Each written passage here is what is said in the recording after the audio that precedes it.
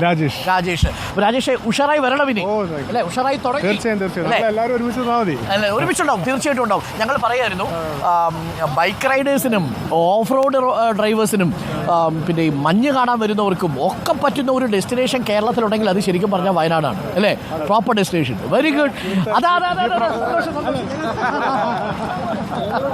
ഞങ്ങൾ ഇവിടുത്തെ വയനാട് പുത്തുമലയിലെ ജീപ്പ് ഡ്രൈവേഴ്സിന്റെ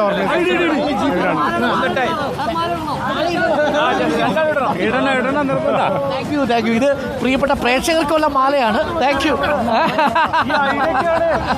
പ്രിയപ്പെട്ട പ്രേക്ഷകർക്കുള്ള മാലയും പൊന്നാടയും ഒക്കെയാണ്. തീർച്ചയായും നിങ്ങൾ ഇവിടെ വരണം, ഈ മനുഷ്യരുടെ സ്നേഹം അറിയണം. ആ കാഴ്ചയാണ് നമ്മൾ കാണുന്നത്. കോടമഞ്ഞിൽ പുറഞ്ഞു കിടക്കുന്ന വയനാട് മാത്രമല്ല, നല്ല തെളിഞ്ഞ് ശുദ്ധിയായിട്ട് ഒഴുകുന്ന അരുവി ഹൃദയത്തിൽ സൂക്ഷിക്കുന്ന മനുഷ്യരാണ്. അതുകൊണ്ട് തീർച്ചയായിട്ടും ആ സ്നേഹത്തിന് നന്ദി. Thank you. Thanks a lot.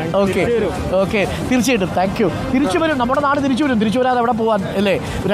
ഒരു പഞ്ചായത്തിലെ 2 വാർഡുകളിൽ നടന്ന ദുരന്തമാണ്. പക്ഷേ അതിനെ പുറം ലോകം അറിഞ്ഞത് വയനാട് വലിയ അപകടം പിടിച്ച സ്ഥലമാണെന്ന്. അങ്ങനെയൊന്നുമില്ല. വയനാട് ഒരിക്കൽ കൂടി പറയുന്നു, വയനാട് സുരക്ഷിതമാണ്, വയനാട് സുന്ദരമാണ്. ആ സുന്ദരമായ കാഴ്ചകൾ നിങ്ങൾ കാണാൻ പ്രകൃതി ഇന്നത്തെ ദിവസം നമ്മുടെ ഈ ക്യാമ്പയിന് വേണ്ടി ഒരുങ്ങി നിന്ന പോലെയോ. എന്തൊരു മഞ്ഞായിരുന്നു! മഞ്ഞ്, മഴ, വെയില്, സ്നേഹം. അപ്പോൾ താങ്ക് യു. ഞങ്ങൾ യാത്ര തുടരുന്നു. Thank you. തീർച്ചയായിട്ടും 1 മാസത്തിനുള്ളിൽ നമ്മൾ പഴയ മട്ടിലേക്ക് എത്തും, സംശയമൊന്നുമില്ല. Thank you. കൂടുതൽ ആളുകൾ വരട്ടെ. യെസ്, കേരളത്തിന് പുറത്തുള്ള നമ്മുടെ വിനോദസഞ്ചാരികളോടാണ് ഡിയർ വ്യൂ